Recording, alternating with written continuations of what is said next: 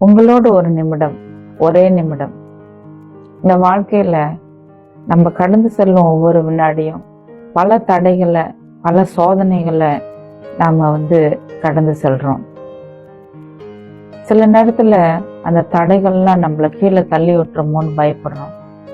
ஒவ்வொரு முறையும் நம்ம கீழே விழும் பொழுது அடுத்த கணம் எழ வேண்டும் அப்படின்ற எண்ணம் தோன்றுது இல்லையா? அதுதாங்க நம்மளுடைய வாழ்க்கையில வளர்ச்சி படி. ஒரு புறம் ஏன் விழுந்தோம் அல்லது ஏன் இந்த தடை ஏற்பட்டது அப்படின்னு யோசிக்கிறோம். அதற்கான தீர்வையும் யோசிக்க ஆரம்பிச்சிடுறோம்.